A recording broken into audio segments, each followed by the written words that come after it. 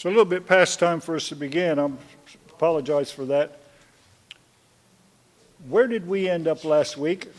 I'm getting so forgetful, I can't remember whether we finished 17 or not. Can anyone help us out with that?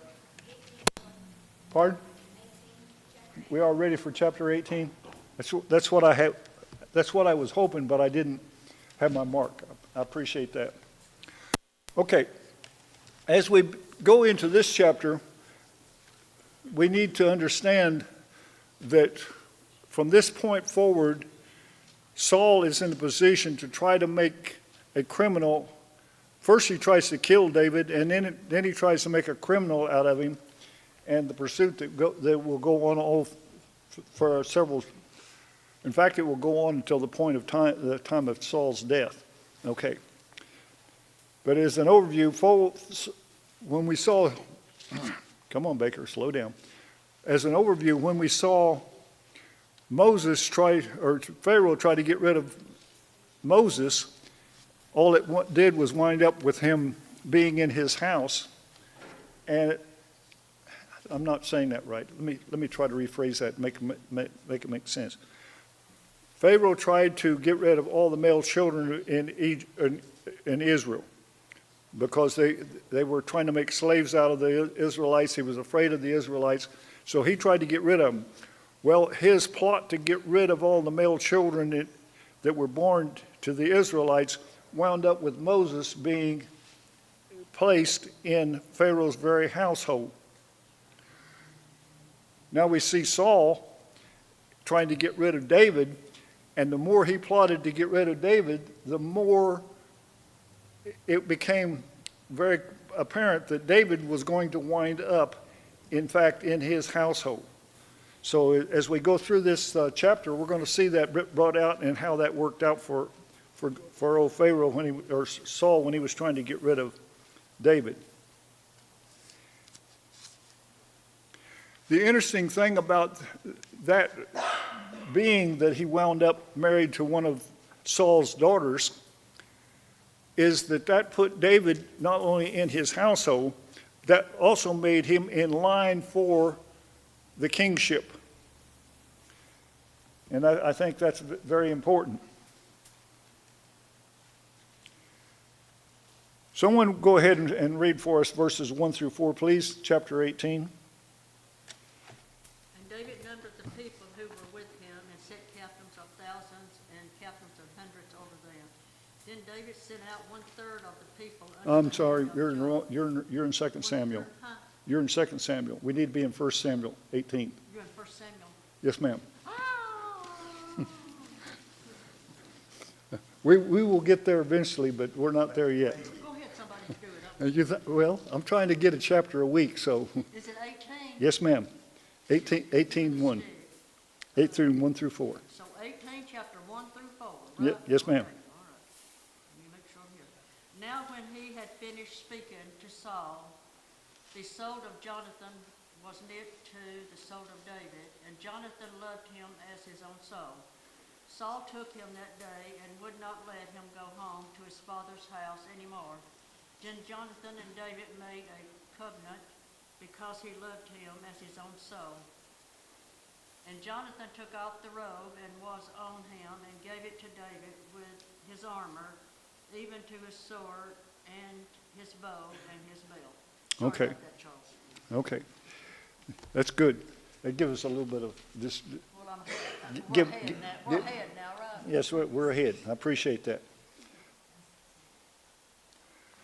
The first point is, remember a couple of chapters ago when Saul was in the battle against the Philistines because Jonathan had went up with his armor bearer and attacked the Philistines, and then God sent an earthquake at the same time, and the Philistines panicked and they were running, and Saul made this declaration that whoever ate any food before I am avenged upon my enemy, that person would be accursed, and the one person who did that was Jonathan because he wasn't there and didn't hear that commandment.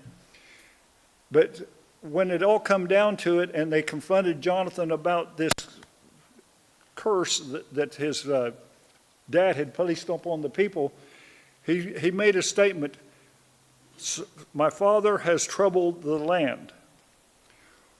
I think from that point forward, we see Jonathan realizing that his father was not the king that he should have been. And as we come forward and we see David here, and David was the one who had the courage to go out and attack Goliath and destroy him, and Saul and all of his mighty soldiers were afraid to go forward. We see that at the point that is set up where Jonathan's relationship with David changes, and it changes to the point that we see Saul being subjugated in his son's eyes and David being advanced. And that's what was just read for us. The first point here is that Jonathan had lost respect for his father. And the second point here is that it is apparent that Jonathan believed that Saul was no longer fit to be king. How do we know that? Because Jonathan, in fact, gave his own royal robes and his armor to David. It showed that he had no hope or desire to be the successor of his father. Okay. There's a speculation I'd like to read for you. This speculation came from Kaufman. David may also have confided, and this is just a speculation, David may also have confided in Jonathan that he had been anointed by Samuel. We don't know that for sure. In fact, I'm not sure that I agree with that, but something motivated Jonathan to reach out to David in such a way that was just not what you would expect of an individual. Okay. However, our author is in fact focused upon the conflict between Saul and David, and it's not a detailed history here we're looking at. What it is a summation of a long time period. So let's go ahead and start breaking down that long time period. Someone read verse 5 for us, please. So David went out wherever Saul sent him and behaved wisely. And Saul set him over the men of war, and he was accepted in the sight of all the people, and also in the sight of Saul's servants. Okay.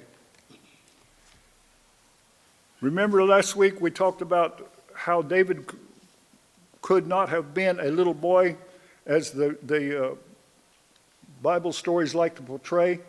Here we find David having successfully killed Goliath, and now Saul has taken this young man and made him commander over some of his armed forces. You don't do that with a kid. You get where I'm coming from? David was not a little boy at this point. He may have been a young man. In fact, he was a young man, but he was not a little boy. But he'd done proving himself. He done proved himself, exactly. But even then, you don't take a kid and put him in charge. You don't question his valor because he just demonstrated that valor against Goliath. But you wouldn't have taken a kid and do that. So we're talking about David being at least a young man. And there's also a second point there that we need to understand. When we were looking at the last of chapter 17 last week, we saw that Saul made several comments about David that weren't very respectful. They were divisive, in fact. And this strapling and that and so forth. But now he's come to the point where he's putting him in charge. Why was he putting David in charge? And that's the question we have to ask, and that's the question we'll find out. What we're doing, though, here is not looking at a step-by-step account of events that took place over a time period. But I submit to you, it was not years that took place between the time of Saul not allowing David to go back home and the time that he was being placed in charge of his military operations.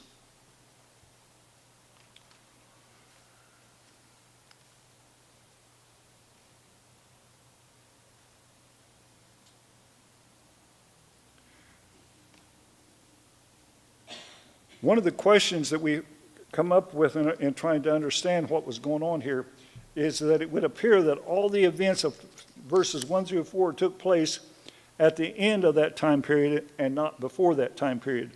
So why were the events of 1 and 4 placed before 5? Because our author wanted to emphasize the importance of seeing that these verses were important, and the actions that took place were very important as well. So basically what we did again was what we've been doing. We get a summation block, and then we get told how those events took place. Someone go ahead and read for us verses 6 through 9, please. It came to pass as they came, when David was returned from the slaughter of the Philistine, that the women came out of all the cities of Israel, singing and dancing, to meet King Saul with tabrets, with joy, and with instruments of music. And the women answered one another as they played, and said, Saul has slain his thousands, and David his 10,000s. But Saul was very wroth, and saying displeased him, and he said, They have ascribed unto David 10,000s, and to me have they ascribed 1,000s. And what can he have more but the kingdom? Okay. And Saul eyed David from that day and forward. Okay. See the derision and the attitude of Saul? He sends this kid out, or this young man out, and puts him in charge of his army, and then when they come back victorious, then the women are ascribing to David that he had killed 10,000, and Saul had only killed 1,000.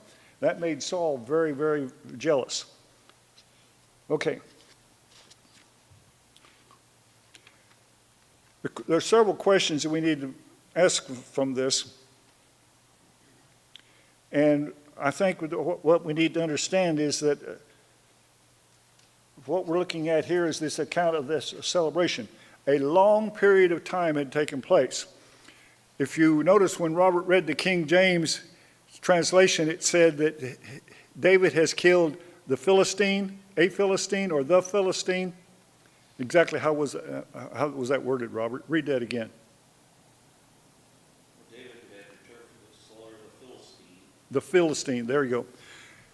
What we're not talking about there is the killing of Goliath. A Philistine or the Philistine is Goliath.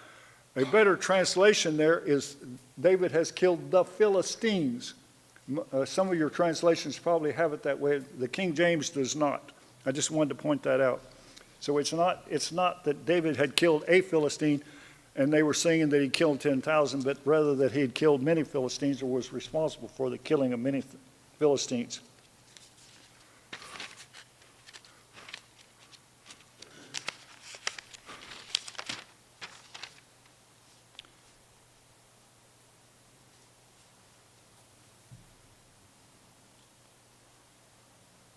What this really means, though, that difference between the Philistine and the Philistines is it makes it a long conflict that where David led against the struggle against these historical enemies.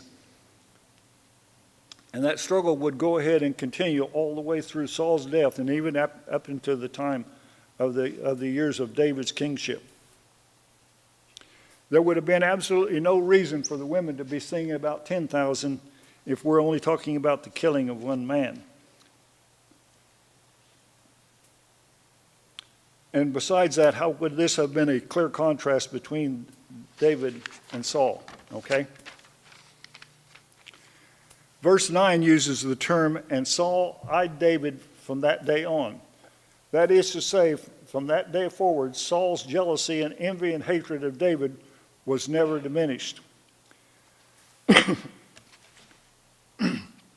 What Saul has said is, I've taken this smart-aleck kid or young man who killed Goliath, which I didn't think he would be able to do because he was not experienced and Goliath was, and they give him honor and glory for doing that. So I put him in charge of my forces, and he went out and he killed or led my forces against killing 10,000 of the Philistines, as opposed to my success of only killing 1,000. And he's taken all my honor, he's taken all my glory. What else is for them to take but my kingdom? And from that point forward, Saul was very jealous of David and was Girls, set himself up. Saul hired him because he seen what he could do, how good he could do, and then he hated him because He did it. he did good. I think there's probably, I don't disagree with you, but I think there's probably a little bit of sinister reasoning behind Saul's conduct. When he sent David out, I think he expected him to fail. He didn't fail. He come back and was really upset about it. So what's old Saul do? Let's find out. Let's read verses 10 and 11, please. And it happened on the next day that the possessing spirit of God came upon Saul, and he prophesied inside the house. So David played music with his hands as at other times, but there was a spear in Saul's hand. And Saul cast the spear at the Lord. He said, I will send David to the wall. But David escaped his presence once. Okay.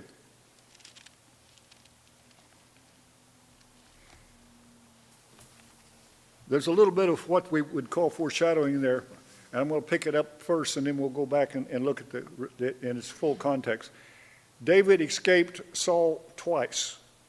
We only have one account here, but the foreshadowing is that David is going to do this 2 times. Why is that important? Well, when we get over into chapter 19, we're going to see Saul try to kill David again. A lot of our commentaries try to make it as the same activity narrated by 2 different authors. Not true. Here very clearly was twice that he escaped, and when we go over there, it's a whole different account. So don't get the two confused. There are two separate accounts. Saul tried to kill David twice by pinning him with a spear, okay?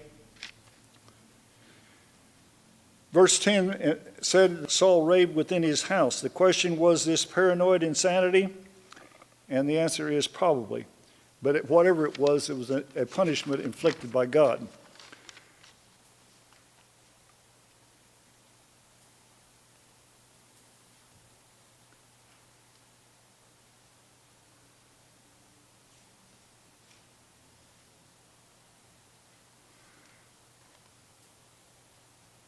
This goes on day by day. We find there in verse 10. And from that, what had happened, there is absolutely no companion scriptures for David to go on. Remember the celebration that had roused Saul's jealousy? These events must have been right after that. Then why did Saul have a spear in his hand? Well, the answer is probably that a lot of the kings, warrior kings of that day, used a spear or held a spear or a javelin as their scepter. So it would not be uncommon or unnatural for Saul to be holding a spear while he was sitting on his throne. He was a warrior king. And David would not have suspected that Saul had any ulterior motives until such time as Saul threw the spear at him, okay? So that's why it is believed that there was no reason for David to be fearful of the fact that Saul was holding on to a spear. Yes, ma'am.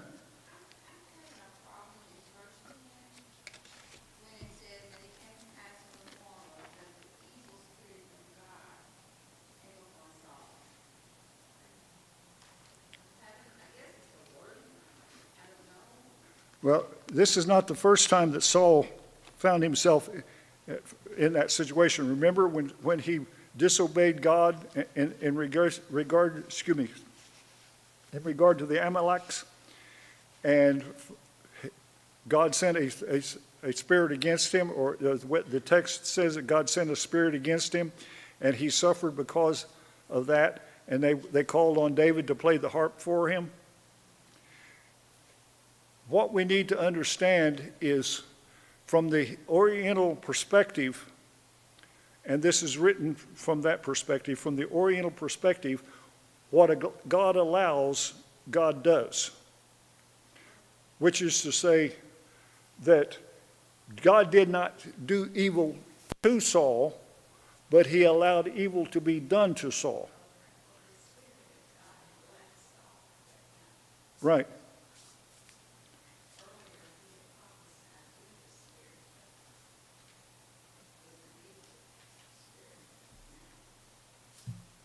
Correct. I think the word evil is strong, and that is, in the New King James, it's the word expressive, which is a little more powerful than evil, because God doesn't do evil. Right. God does not do evil, but he allowed evil to happen to Saul, just as he allowed Pharaoh to harden his heart. The same principle. God didn't harden Pharaoh's heart, but he allowed Pharaoh's heart to be hardened. Okay, so from that Oriental perspective, what God allows, God does.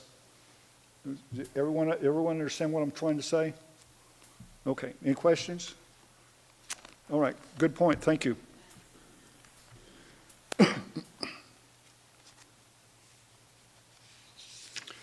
Let's go ahead and read verses 12 through 16, please.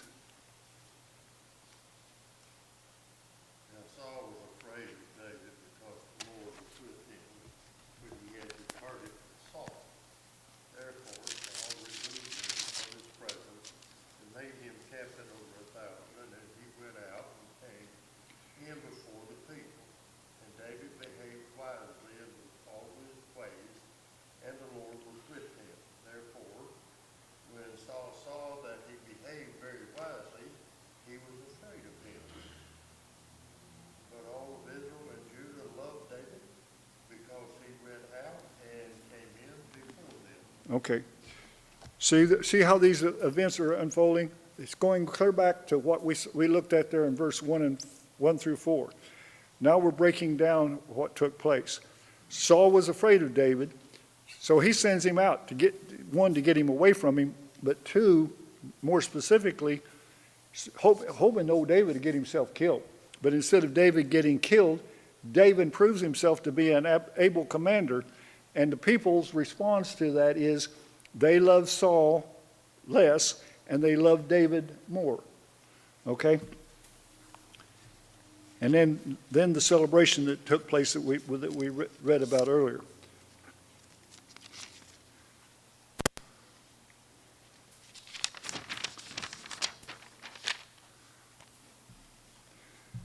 I'm going to break it down this way, and this is Charlie Baker speaking, so you can say, well, I don't agree with that, and we'll discuss it. No problem. The first point that I took from those texts was Saul says, I can't kill him, so maybe the Philistines can. The second point is he made a promise that you could have my daughter to wife if you kill enough Philistines, okay? Whoops, I'm jumping ahead of myself again. Let's go ahead and read verse 17 through 19. So I apologize for that. My point is still valid, but it's more valid if we read the right text. 17 through 19, please.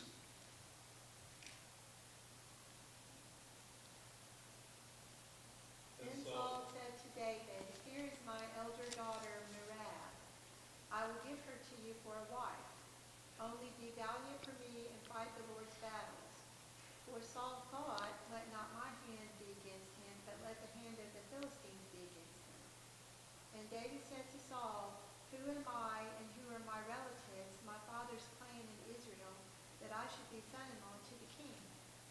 But at the time when Merab, Saul's daughter, should have been given to David, she was given to Adriel, the Meholathite, for a wife. Okay. Remember one of the promises that was made to the man who killed Goliath? He was going to be given the king's daughter. Didn't happen, did it? Saul gave her away to somebody else. But he was making this promise, and the idea was to get David killed. So let's go ahead and pick up on that. David, in verse 18, refused to accept that betrothal because he did not feel worthy to be the king's son-in-law. And besides that, Saul had reneged on his offer of his daughter and gave her to someone else.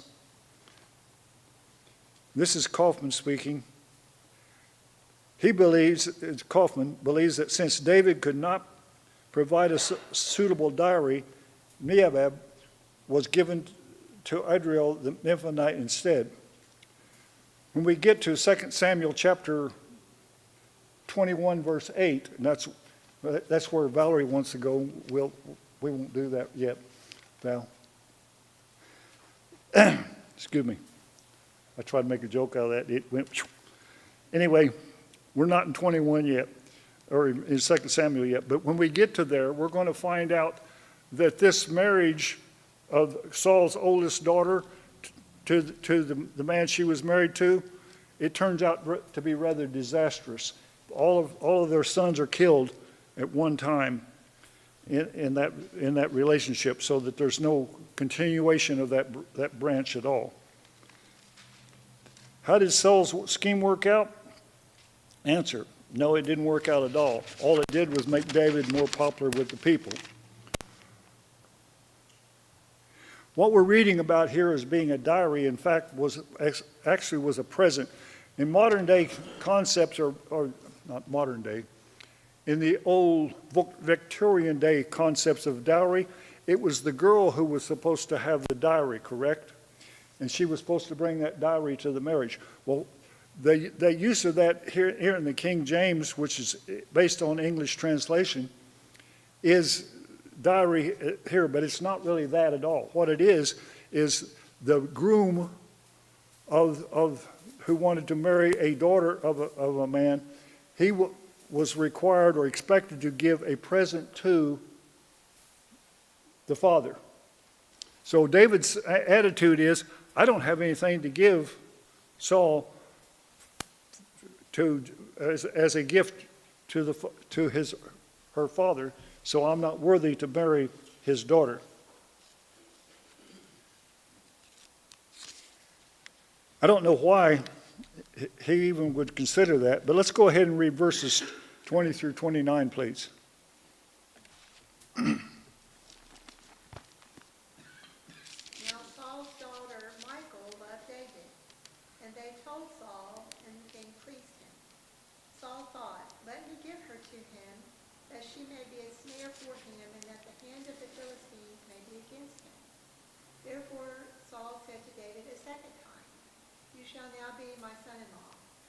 And Saul commanded his servants, speak to David in private and say, behold, the king has delight in you, and all his servants love you. Now then, become the king's son-in-law. And Saul's servants spoke these words in the ears of David, and David said, does it seem to you a little thing to become the king's son-in-law, since I am a poor man and have no reputation? And the servants of Saul told him, thus and so did David speak. Then Saul said, thus you shall say to David, the king desires no bride price. Oh, help me on to 29? Okay. Go, The go. king desires no bride price except 100 foreskins of the Philistines, that he may be avenged of the king's enemies. Now Saul thought to make David fall by the hand of the Philistines. And when his servants told David these words, it pleased David well to be the king's son-in-law. Before the time had expired, David arose and went along with his men and killed 200 of the Philistines. And David brought their foreskins, which were given in full number to the king, that he might become the king's son-in-law. And Saul gave him his daughter Michal for a wife. But when Saul saw and knew that the Lord was with David, and that Michal, Saul's daughter, loved him, Saul was even more afraid of David. So Saul was David's enemy continually. Okay. It's a whole lot to unpack there. It's a rather long reading, but let's see if I can break that down and make it some kind of sense of it. Why, the first question comes, why did Saul send his servants to carry this subtle message, or this snare as he called it, to David? The answer is obvious. He'd already lied to David so many times that David didn't believe him anymore. So what he did was he got his servants to say, hey, David, and spread this lie with the idea that I'll get old David to go out there and get himself killed trying to collect this bride price.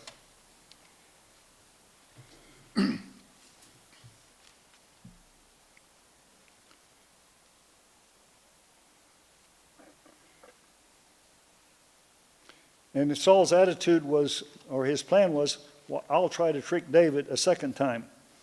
Someone reread for us verse 25, please. Saul said, thus shall you say to David, the king desire not any dowry, but 100 foreskins of the Philistines to be avenged of the king's enemies. But Saul thought to make David fall by the hand of the Philistines. Okay. The Philistines were, first off, we need to understand, uncircumcised, unlike the Israelites who were all circumcised. So the foreskins that we're talking about here was that symbolism of circumcision. And what Saul has done is he set a price on David that he had to kill and take the foreskins of 100 Philistines, thinking, good way to get David killed, because he's going to be out there in single combat attacking the Philistines. Well, David didn't go by himself. If you notice in the reading, he took his band of men with him, his select group of troops. And they didn't collect 100 Philistine foreskins. They collected 200. But can you imagine, just think about what a nasty prize that would have been to give and present to the king 200 foreskins of your enemy. Bloody, nasty foreskins, okay? The whole idea just blows my mind. But there's a little bit of a subtlety there that in that reading that a lot of people don't pick up on. Before the time, what it apparently Saul did was he didn't just give him the requirement for the 100 foreskins, he also set a time limit, or a time by which those were to be delivered to him, to add to the extra to the stress or the recklessness of David as he was going out to try to collect these foreskins. So old Saul thought he had him fixed. He was relying on this to get David killed. Why didn't that work out? Let's read verses 26 through 29 again, please. I want you to pay close attention to this as we read this. Why didn't Saul's plan work? And the answer is very clear in those verses. 26 through 29, please. When his servants told David these words, it pleased David well, become the king's son-in-law. Now the days had not expired. Therefore David arose and went 200 men of the Philistines. And David brought the foreskins, and they gave them in full count to the king, that he might become the king's son-in-law. Okay, Saul hold just a second. Pay particular attention to these next two verses. Verse 28. Go ahead, please. Then Saul gave him Michal, his daughter, as a wife. Thus Saul saw and knew that the Lord was with David, and that Saul's daughter, loved him. And Saul was still more afraid of David. So Saul became David's enemy continually. Okay. Saul saw two things. One, that the God was with David and he was not with Saul. First point. The second point is Saul saw that Michal he wasn't just giving her away as a snare to David, but in fact Saul's daughter loved David, and she, because of that, when we get to chapter 19, we're going to see that great love that she had for David is going to be a salvation for him as well. Okay, just wanted to point that out. Those 2 points are very clear there. But what was Saul's reaction? I've got to get rid of this guy. And he sets out to do exactly that. He become his enemy perpetually. Excuse me.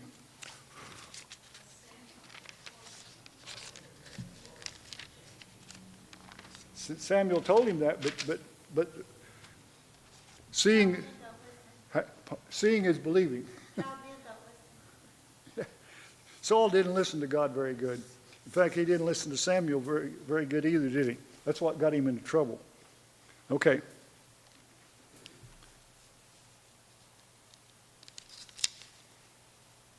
In verse 26, when it said that David was pleased with Saul's requirement of him, before he had felt, well, I'm poor, I don't have anything to bring to the situation, but now I'm a commander of these men, I can do this. I can do this. Exactly right. And the reason he could do it, as we just saw, was because God was with him. And he didn't do 100, he did 200. He doubled what the requirement was. But this whole situation means that David is now part of the royal family. It also means, as I pointed out earlier, and I was getting ahead of myself, that David was now in a position to rise to or receive the throne at Saul's death. We can't be sure of this chronological order of these verses through this paragraph, verse 17 through 30. It is very clear that it provoked the Philistines greatly. So let's read verse 30, please.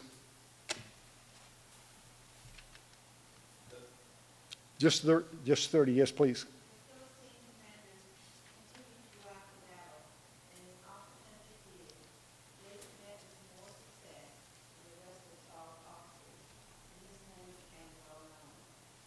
Okay. Then the princes of the Philistines came out to battle. The question that we come up with is, what does this mean? There's two ways of looking at this. The first is, did the princes lead armies in battle against the Israelites, or did they come out after the manner of Goliath and seek single combat?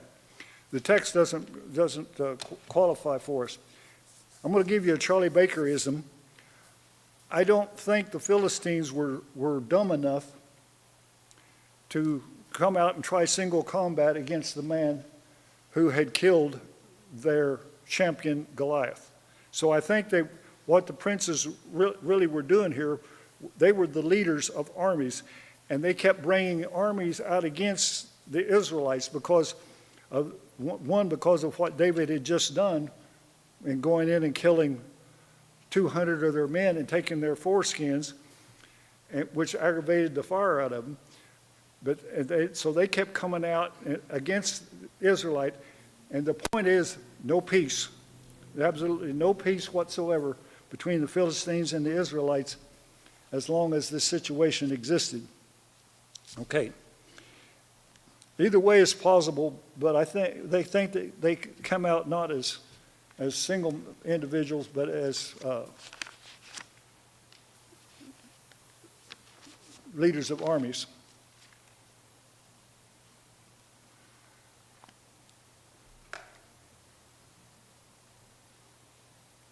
Okay.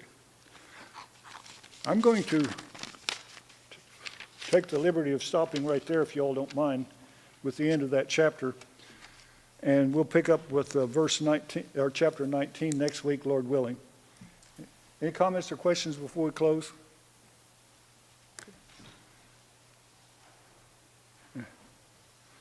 Let's close with prayer. Our Lord and our God, we thank you. We thank you, Father, for your Son. We thank you for the sacrifice that he made on our behalf.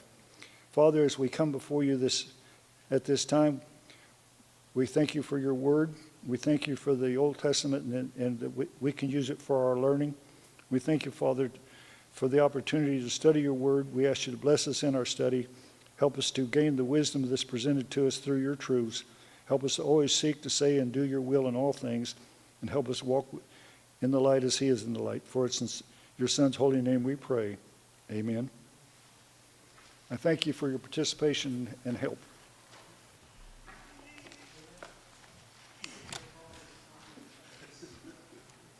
Wake up, wake up. Nope, don't want to. Oh.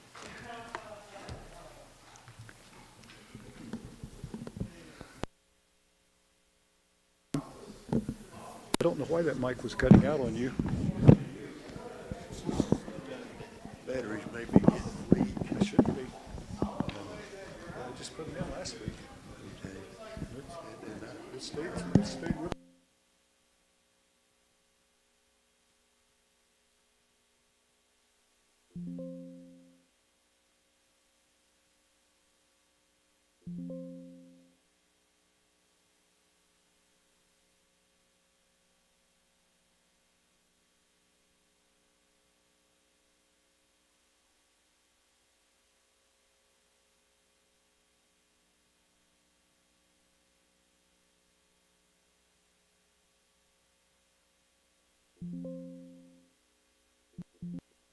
Thank you.